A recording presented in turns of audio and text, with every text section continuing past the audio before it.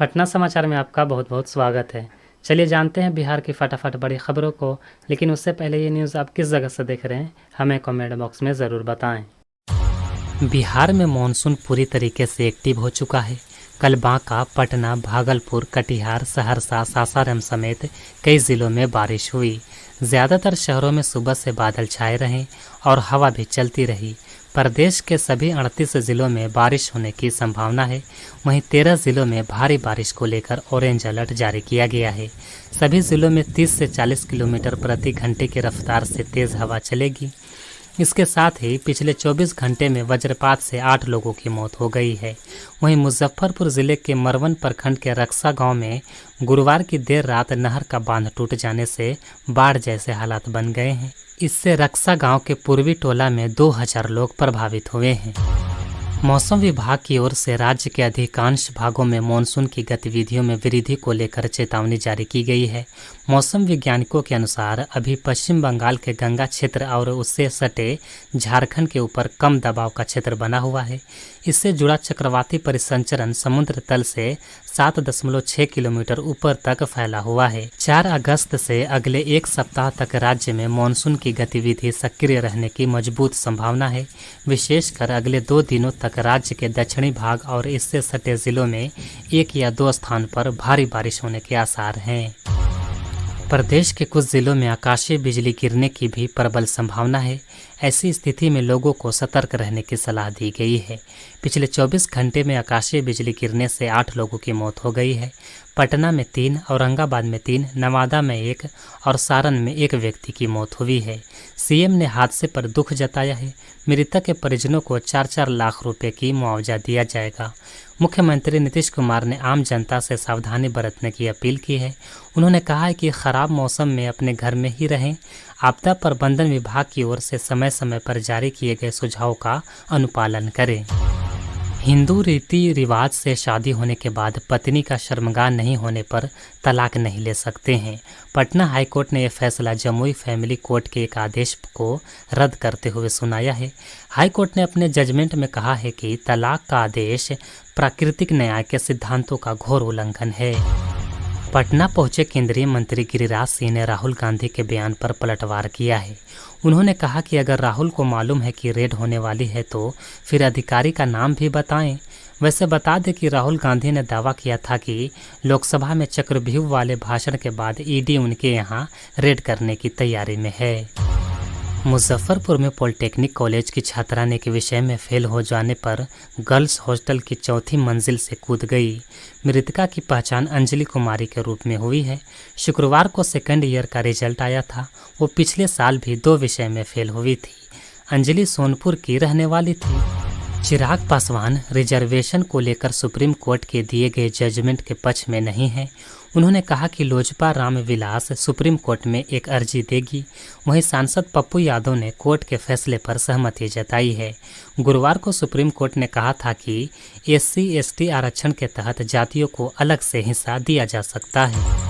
गया में फेल्गु नदी में बने रबर डैम से एक लड़की ने छलांग लगा दी। उसे बचाने के लिए एक एक कर 3 लड़के पानी में कूद गए। पानी के बहाव तेज देखकर SDRF की टीम ने नदी में उतर चारों को रेस्क्यू कर लिया। पुलिस सभी से पूछताछ कर रही है।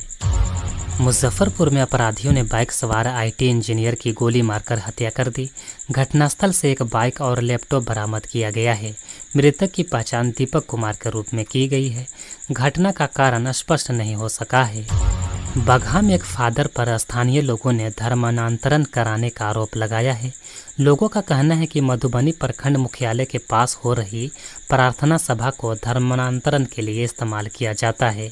सभी ने थाने में शिकायत कर कार्यक्रम को रोकने की अपील की है। गया में अपराधियों ने एयरटेल कर्मचारी को पहले गोली मारी, फिर 14 लाख रुपए लूट लिए। वारदात को अंजाम देने के बाद 3 अपराधी फरार हो गए।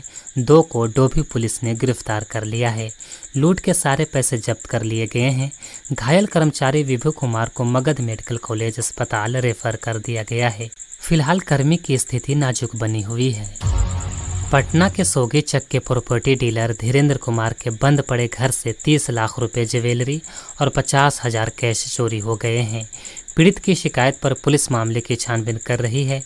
धीरेन्द्र बच्चों की पढ़ाई के लिए पटना के शहरी क्षेत्र में रहते हैं। घटना 1 अगस्त की है। पटना के दीदारगंज थाना क्षेत्र में सड़क किनारे खेत में अज्ञात युवक का शव मिला है। मौके से एक चाकू और गमछा बरामद हुआ है। हत्या कर सुनसान इलाके में शव फेंके जाने की आशंका जताई जा रही है। शनाख्त की कोशिश जारी है। पटना के खगौल थाना क्षेत्र में पुलिस को बड़ी सफलता मिली है। चोर गिरोह के मुख्य सरगना को 65 मोबाइल और 27 सिम कार्ड के साथ गिरफ्तार किया है। मौके पर एक सहयोगी भागने में कामयाब रहा, जिसकी तलाश की जा रही है। सरगना सागर कुमार यादव झारखंड के साहेबगंज का रहने वाला है, जबकि उसके साथी की पहचान 3 पहाड़ निवासी दीपक कुमार के तौर पर हुई है। सोना लूट का मास्टरमाइंड सुबोध सिंह ही पुण्या तनिष्क शोरूम लूट कांड का साजिश करता निकला है। सुबोध को 1 महीने पहले ही बंगाल पुलिस रिमांड पर ले गई है। सुबोध फिलहाल बंगाल के बैरकपुर जेल में बंद है। 2022 के नवंबर महीने में बंगाल के रानीगंज में एक बड़े ज्वेलरी शोरूम से 40 करोड़ का सोना लूट लिया गया था। पटना के फुलवारी शरीफ स्थित SBI ब्रांच से एक युवक को पुलिस ने गिरफ्तार किया है। चेक के माध्यम से फर्जी तरीके से पैसे निकालने की कोशिश कर रहा था। तलाशी के दौरान 28 चेकबुक, 5 ATM, 5 पासबुक और 1 मोबाइल फोन बरामद हुआ है। आरोपी की पहचान आलमगंज निवासी इकबाल अनवर के तौर पर हुई है, जो वर्तमान में फुलवारी शरीफ के ईशापुर में रहता था। बाढ़ थाना क्षेत्र के स्टेशन रोड स्थित एक बर्तन दुकान में चोरों के गिरोह ने बीती रात दुकान का ताला तोड़कर भीषण चोरी की घटना को अंजाम दिया है। चोरों ने इस घटना में दुकान में रखे गए तांबा, पीतल, कांसा के लाखों रुपए के बर्तन ले उड़े। दुकानदार को यह सूचना शनिवार की सुबह उस वक्त लगी जब वह अपनी दुकान खोलने पहुंचे थे। मामले की छानबीन की जा रही है। रेल पुलिस ने मादक पदार्थ के साथ एक तस्कर को गिरफ्तार किया है। गिरफ्तार तस्कर के पास से 1.5 लाख का गांजा बरामद किया गया है। वह डिलीवरी के लिए दिल्ली लेकर जा रहा था। मादक पदार्थ की तस्करी करने वालों पर नकेल कसने के लिए कई एजेंसियां काम कर रही हैं। बिहार में वाहनों की RC और ड्राइविंग लाइसेंस से मोबाइल नंबर और पता अपडेट कराना अनिवार्य किया गया है। परिवहन विभाग की ओर से 1 महीने का समय दिया गया है। निर्धारित समय सीमा के बाद मोबाइल नंबर और पता अपडेट कराने पर जुर्माना लगेगा। सचिव संजय अग्रवाल ने कहा है कि वाहन मालिक अपने गाड़ी की रजिस्ट्रेशन और जिन लोगों के पास ड्राइविंग लाइसेंस है, वे लोग मोबाइल नंबर को अनिवार्य रूप से अपडेट करा लें। बिहार सरकार द्वारा मानसून सत्र के दौरान 23 जुलाई 2024 को विधानमंडल के दोनों सदनों से नगरपालिका संशोधन विधेयक 2024 पारित किया गया। इस संशोधन विधेयक में नगरपालिका की शक्ति को सरकार ने समाप्त कर दी है। सरकार द्वारा पारित इस विधेयक का लगातार विरोध हो रहा है। प्रदेश की हर नगर निकाय इस विधेयक के खिलाफ है। राज्य की 8053 पंचायतों के 1 लाख वार्डों में अब तक 2 लाख सोलर लाइट ही लग पाई है। सभी पंचायतों के प्रत्येक वार्ड में 10-10 और प्रत्येक ग्राम पंचायत में 10 अतिरिक्त यानी कुल 11 लाख सोलर लाइट लगाने का लक्ष्य है। ऐसे में अभी 9 लाख सोलर लाइट लगाना बाकी है। राज्य के मुख्य सचिव ब्रजेश मेहरोत्रा ने शुक्रवार को सोलर स्ट्रीट लाइट योजना की समीक्षा के बाद सभी डीएम को निर्देश दिया है कि अगले वर्ष 31 मार्च तक 8,76,210 सोलर लाइट जरूर लगा दें। नवादा में मुख्यमंत्री नीतीश कुमार ने शनिवार को ककोल जलप्रपात का उद्घाटन किया। जलप्रपात के मरम्मत कार्य के बाद सीएम ने 2 साल बाद इसका उद्घाटन किया है। वहीं 2 साल पहले जब वो नवादा पहुंचे थे तो ककोल की जर्जर स्थिति को देखकर उन्होंने घोषणा की थी कि ककोल का विकास कराया जाएगा।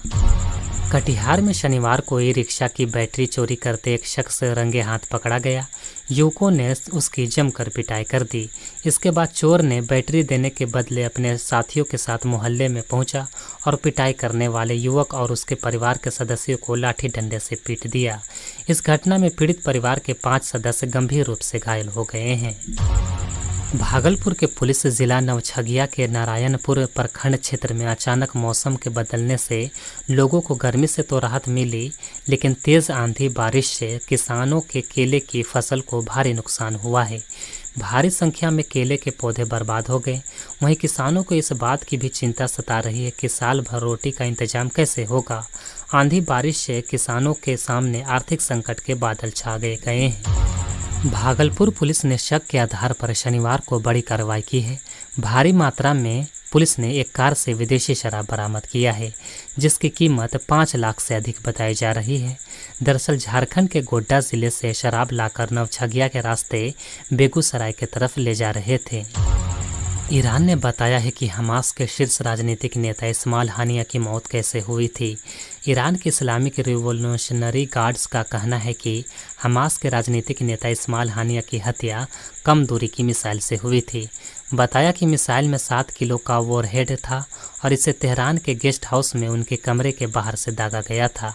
IRGC ने यह भी बताया है कि हत्या के पीछे इसराइल और अमेरिका का हाथ है और सही वक्त आने पर कड़ा जवाब दिया जाएगा।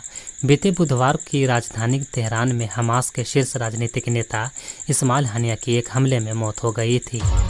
फ़लस्तीन के चिकित्सा विभाग ने जानकारी दी है कि वेस्ट बैंक के एक इलाके में इसराइल के ड्रोन हमले में एक स्थानीय हमास नेता सहित 5 लोग मारे गए हैं। इस्राएली सेना ने बताया है कि उन्होंने एक वाहन पर हमला किया जिसमें 5 बंदूकधारी सवार थे और वे इसराइल पर हमला करने जा रहे थे। केरल के मुख्यमंत्री पिनराई विजयन ने बताया है कि वायनाड हादसे में मरने वालों की संख्या 216 हो गई है। अभी भी 200 से ज़्यादा लोग लापता हैं। वायनाड पीड़ितों के लिए 93 रिफिल कैंप भी बनाए गए हैं, जिसमें अभी 10,000 से अधिक लोगों ने शरण ले रखी है। वहीं 6700 ऐसे हैं जिनकी अभी तक पहचान नहीं हो पाई है। सेना अभी भी बड़े पैमाने पर बचाव और राहत कार्य चला रही है। पेंटागन ने कहा है कि ईरान और उसके सहयोगी के हमले से इसराइल की रक्षा के लिए अमेरिका मध्य पूर्व में अतिरिक्त जंगी बेड़े और लड़ाकू विमानों को तैनात करेगा। ईरान में हमास के शीर्ष नेता इस्माइल हानिया और लेबनान में हिजबुल्लाह के कमांडर के मारे जाने के बाद क्षेत्र में काफ़ी तनाव बढ़ा हुआ है। इस्माइल हानिया की हत्या के बाद ईरान के सुप्रीम नेता अयतुल्लाह खामनेई ने इसराइल को सबक सिखाने की कसम खाई है और 3 दिन का राष्ट्रीय शोक घोषित किया है।